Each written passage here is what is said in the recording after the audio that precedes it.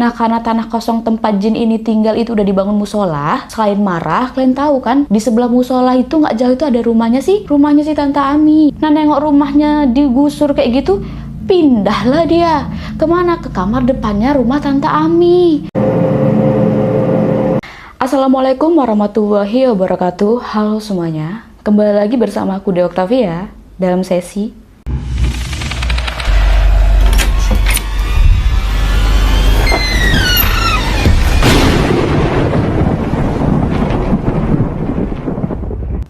Nah, sebelumnya aku mau mengucapkan terima kasih untuk orang yang udah mau ngeklik dan nonton video ini. Semoga kita semua diberi kesehatan, keselamatan, dan rezeki yang banyak banget dan dilancarkan semua aktivitas-aktivitas kita.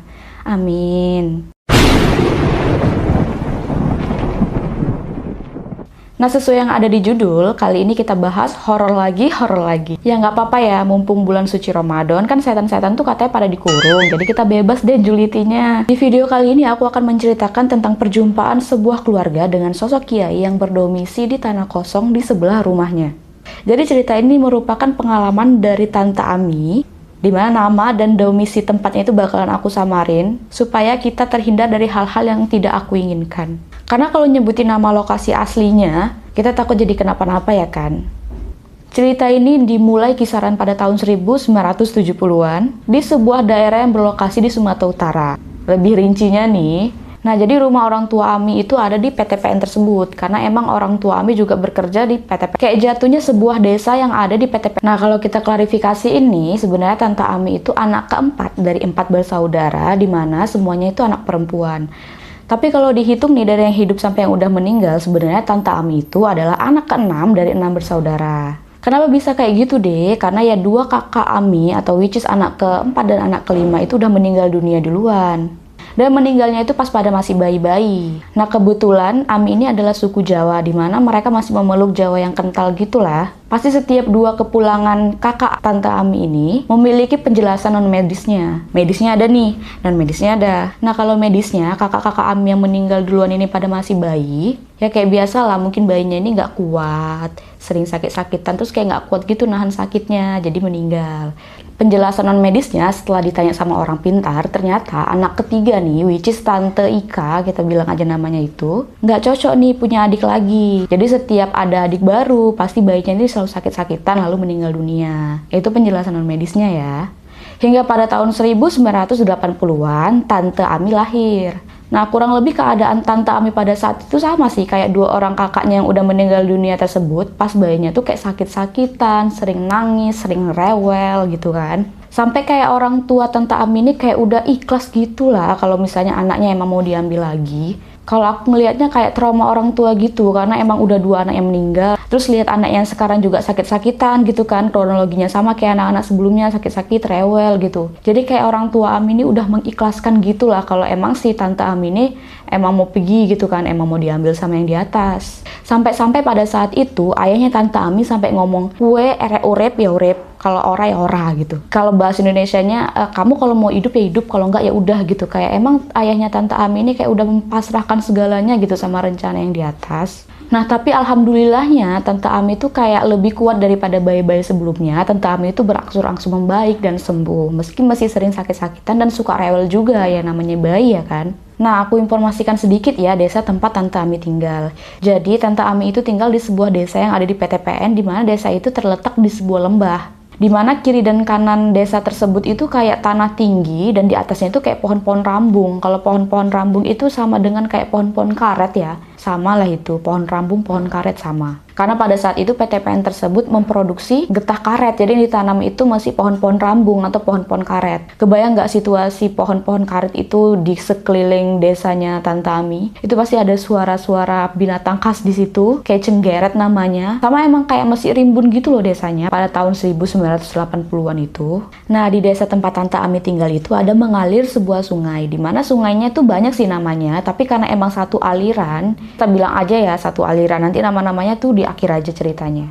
Nah, selain desa yang terletak di lembah dan ada juga sebuah aliran sungai di situ, desa tersebut juga ada tanah yang rendah dan tanah yang tinggi. Nah, kebetulan rumah Tante Ami itu di tanah yang rada tinggi. Nah, selain dibangun di atas tanah yang lebih tinggi daripada rumah-rumah yang lainnya, di sebelah rumah Tante Ami itu masih banyak tanah-tanah kosong, di mana tanah tersebut juga termasuk milik ayahnya Tante Ami. Sedikit informasi lagi, tanah di sana itu bukan tanah-tanah yang kayak kita ini, tapi tanahnya itu tipe-tipe tanah merah yang memang layaknya tanah yang ada di sebuah perkebunan. Jadi pernah lah ya kan ada sebuah insiden banjir di kampungnya Tante Ami tersebut. Nah, karena emang letak rumah Tante Ami itu di tanah yang agak tinggi daripada tanah-tanah yang lainnya, jadi rumah Tante Ami ini nggak kebanjiran. Nah, di kampungnya Tante Ami itu kan ada satu musola, di mana musola ini dibangun di tanah yang nggak terlalu tinggi. Jadi waktu insiden banjir besar tersebut, musola itu pun ikutan terendam. Melihat musola yang dibangun di tanah yang sedikit lebih rendah daripada tanah-tanah yang lainnya terkena banjir, jadi warga-warga di situ berinisiatif lah untuk memindahkan musola tersebut ke tanah yang lebih tinggi. Supaya kalau misalnya terjadi banjir lagi, ibadah-ibadah warga setempat itu nggak terhalang gitu sama banjir. Nah, setelah dimusyawarahkan, semua warga setuju kalau misalnya musola baru itu akan dibangun di sebelah rumahnya Tante Ami. Tadi kan ayahnya Tante Ami itu punya tanah yang lumayan lebar tuh di sebelah rumahnya. Nah, musolanya bakal dibangun di situ karena emang lokasi di situ yang emang agak lebih tinggi dari lokasi-lokasi sebelumnya. Nah, mendengar keputusan warga seperti itu, ayahnya Tante Ami seneng lah kalau misalnya bakalan dibangun musola di sebelah rumahnya. Ya nggak di sebelah-sebelah kali lah. Kalau misalnya kalian tahu kan rumah zaman dulu itu memang lapang gitu tanahnya. Nggak kayak tempat tinggal kita sekarang yang kalau misalnya rumahnya tuh gempet-gempetan. Jadi musolanya ini kayak nggak gempet-gempetan gitu sama rumah Tante Ami. Jadi misalnya di sini rumah Tante Ami, di sini ada sedikit lahan kosong, tapi masih bisa lah untuk anak-anak main bola. Terus sebelahnya lagi barulah musola itu akan dibangun. Nah, udah kelar nih ceritanya, happy ending belum lah? Justru dibangunnya musola di tanah kosong milik ayahnya Tante Ami tersebut menjadi sebuah masalah baru. Masalah apa rupanya? Bukannya bagus ya di tanah kosong tersebut dijadikan musola? Toh memang tanah kosong gitu, nggak dibikin apa-apa. Nah, jadi selesai pembangunan musola dan musola itu udah mulai digunakan, masalah barunya itu muncul di situ. Jadi nggak lama setelah selesai pembangunan musola dan musola itu digunakan untuk beribadah, ada kejadian yang sangat mengejutkan terjadi di musola tersebut. Di mana mimbar tempat imam berdiri waktu sholat itu roboh kena hujan. Padahal kuat itu loh, kuat dan baru dibangun. Dan bahan-bahan untuk membangun musola tersebut pun sama kayak membangun rumah pada umumnya. Dan bahan-bahan yang digunakan untuk membangun musola tersebut pun bahan-bahan yang bagus kok. Bahan-bahan yang memang digunakan untuk bahan-bahan bangunan. Nggak ada dikorupsi sedikit pun, nggak kayak zaman kita sekarang. Nggak ada dikorupsi sedikit pun juga sama warga setempat. Cuman itu aja masalahnya deh. Nggak cuman itu aja. Kalau emang cuman masalah mimbar roboh gara-gara diterpa hujan, warga setempat juga bisa kok berbondong-bondong gotong royong untuk membangun itu kembali. Tapi yang jadi permasalahannya, robohnya musola itu nggak cuman sekali dan 2 kali, tapi emang udah sering. Sampai yang paling parah itu, musola itu kalau ditengok dari luar udah mereng weh. Perkara kena hujan, kena longsor dikit aja. Padahal kan memang rumah-rumah tersebut memang ada di sebuah lembah. Jadi emang kiri kanannya itu tanah tinggi. Tapi rumah lainnya kalau misalnya lagi hujan dan longsor dikit-dikit itu nggak sampai mereng. Cuman musola itu aja yang mereng. Nah, karena kejadian ini berkali-kali dan warga menganggap ini sebuah tidak kewajaran, karena emang warga dibikin kayak kebingungan gitu. Kenapa cuman musolanya aja nih kalau misalnya hujan roboh sampai mereng segala gitu, yang rumah lainnya tuh enggak. Karena melihat keganjalan ini, mulailah itu warga setempat menanyakan sama orang yang bisa.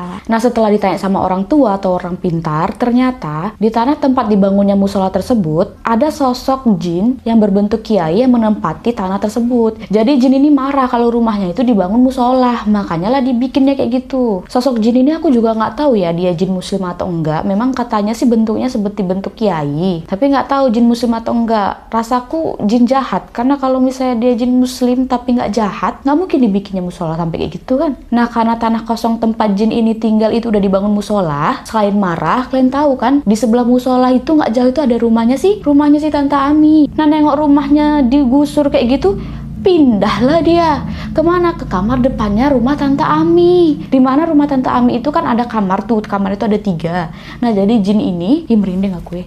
Jadi jin ini menempati kamar depan yang ada di rumah Tante Ami. Sontak hal ini bikin masalah baru juga lah bagi keluarga si Ami. Udah belum kelar masalah warga desa tentang musola yang udah bolak-balik dibangun roboh tuh. Meskipun robohnya nggak hancur roboh brok gitu, enggak, cuman kayak miring lah, kena longsor lah, kayak gitu-gitu aja. Tapi kan kalau sering bikin masalah kan. Nah, masalah orang tuanya si Ami ini bolak-balik nangis ketika tengah malam. Tapi nangisnya ini kayak nangis nggak wajar gitu lah weh, kayak mana kayak nangis histeris gitu anak-anak. Tapi itu kejadian cuma malam, dan itu terjadi waktu tantenya si Ami itu diletakkan di kamar depan tersebut. Soundtrack hal ini buat jadi masalah baru lah bagi keluarga si Ami. Kok anak aku nangis aja nih, udah sehat kok dia, kok asik nangis aja tengah malam. Melihat hal ganjil kayak gini, orang tua Ami pun mulai menanyakan kembali sama orang tua, kenapa anak bungsunya ini asik nangis aja tengah malam, nangisnya kayak nggak wajar gitu. Pas ditanyakan sama orang tua ini bilang, orang tua yang aku maksud ini kayak orang pintar yang ngerti-ngerti hal-hal gaib gitu ya weh. Nah, penjelasan orang tua tersebut adalah si tante Ami ini sering digendong-gendong, dibawa-bawa jalan-jalan sama sosok kiai ini. Kenapa pula sering dia jalan-jalan, sering-sering digendong? Ya karena sosok ini suka pula dia sama tante Ami. Ya tapi nggak bisa kayak gitu lah, kan beda alam, nggak boleh kayak gitu. Mau sesuka-sukanya apapun ya nggak boleh kayak gitu kan. Udah nggak baik tuh caranya. Dan orang tua ini pun menjelaskan kalau misalnya rumahnya itu kan tanah kosong, karena udah kalian bangun musola, pindahlah dia kalian ke situ. Pindah rumah, dia digangguinnya tante Ami sampai nangis saja tiap malam, sampai pusing orang tuanya tante Ami. Nah, mendengar penjelasan tersebut, ayahnya tante Ami mikirlah kayak mana caranya nih supaya masalahnya cepat selesai gitu kan, musola aman, anaknya pun aman. Karena emang sosok jin ini kayak merupakan sosok mengganggu gitu nggak sih weh? Tapi yang katanya tante Ami ini digendong-gendong, dibawa jalan nih sama sosok kiai tersebut, itu digendong kayak mana ya kan? Soalnya kan tante Ami setiap dibawa masuk ke ruangan itu atau ke kamar depan itu dia asik nangis saja.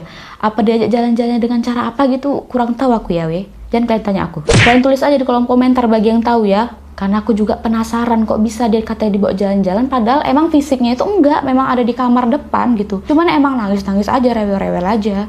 Nah, setelah berpikir keras, akhirnya solusi pun didapatkan juga. Dimana solusi tersebut adalah memindahkan sosok jin yang berupa kiai ini ke tempat yang baru. Tapi emang info yang aku dapat itu memang nggak gampang gitu loh mindahkan sosok ini, karena emang sosok ini udah mendiami tanah itu udah cukup lama. Dengan cara yang aku nggak tahu itu gimana caranya, dan aku juga nggak dapat informasi gimana cara mindahinya, akhirnya sosok jin yang berupa kiai itu berhasil dipindahkan ke sebuah tempat yang baru. Ke tempat mana? Nah, kalian ingat kan kalau misalnya di desa itu ada sebuah aliran sungai, cuman memang sungainya itu panjang, jadi ada nama-namanya. Nah, tempat jin itu dipindahkan itu namanya Sungai Glugur. Kalau misalnya dibilang sama tante-tante yang lainnya, memang sungai ini cantik gitu, lebih cantik daripada sungai-sungai yang lainnya. Kenapa dinamakan Sungai Gugur? Karena memang di situ kayak ada sedikit tanah tinggi, terus tanahnya itu gugur gitu. Ditambah juga airnya itu cantik, bersih, jernih, nggak macam sungai-sungai kita zaman sekarang. Airnya rata-rata macam warna susu Milo. Nah, setelah proses pemindahan jin tersebut, musolanya pun berangsur-angsur membaik, udah kayak nggak roboh-roboh lagi lah. Dan tante Ami juga berhenti tuh nggak nangis malam. Nangis juga sih ya, namanya juga bayi kan, tapi nggak nangis kejer kali lah kayak misalnya hari-hari sebelumnya akibat digangguin itu sama sosok kiai itu. Nah, sekarang rumah baru sosok kiai itu ada di sebuah sungai gugur. Dimana aku sering dengar juga sih kalau misalnya sungai gugur itu kayak tempat orang buang-buang kayak gitu atau mindah-mindahin kayak gitu. Sampai sekarang pun ada mistis gitu lah weh sungainya. Jadi sungai gugur itu kalau misalnya orang kesana, jadi kalau misalnya ada orang yang pikirannya kosong kesana, kayak jongkok-jongkok nggak jelas, ngango-ngango gitu nggak jelas, itu kayak bakalan besar kemungkinan bakalan kesurupan gitu. Karena memang ada kejadian di situ dia melamun, nggak sengaja melamun, tahu-tahu kesurupan. Kayak lebih angker gitu lah weh sungainya dibanding sungai-sungai yang di atas-atasnya lagi. Jadi kalau misalnya anak-anak mau main ke sana, orang tua di sana tuh pada kayak jangan main di sungai itu, jangan ke sungai itu gitulah, karena khawatir. Karena emang sungai itu kayak letak tempat orang-orang buang-buang yang kayak jin, kayak ya gitu-gitulah, aku nggak tahu. Pokoknya sungai itu angker, meskipun cantik angker, jangan kalian mau ke sana ya. Aku pun kalau pulang kampung kayak pengen juga aku nengok sana. Nah, begitulah cerita Tante Ami waktu Tante Ami masih bayi. Sekarang Tante Ami udah besar, udah menikah, dan udah memiliki satu orang anak yang cantik. Makasih Tante Ami yang udah mau ceritain ceritanya. Mohon maaf kalau misalnya dalam pembawaan cerita kali ini aku banyak kesalahan dalam pembawaannya. Semoga teman-teman kupingnya masih senantiasa mendengarkan aku cerita. Sekian video kali ini, jangan lupa ya klik tombol subscribe supaya aku makin semangat bikin videonya. Sekian dari aku, sampai jumpa di cerita berikutnya. Assalamualaikum warahmatullahi wabarakatuh.